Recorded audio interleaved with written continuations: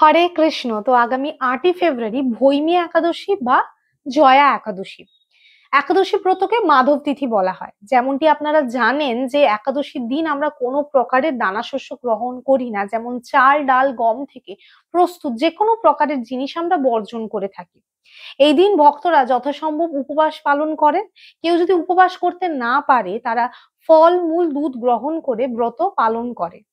এই দিন অধিকতর জপ, ভগবানের নাম মহিমা শ্রবণ করা, গ্রন্থ অধ্যয়ন করা এবং ভক্ত সঙ্গে ভগবানের লীলা শ্রবণ করা হয়ে থাকে।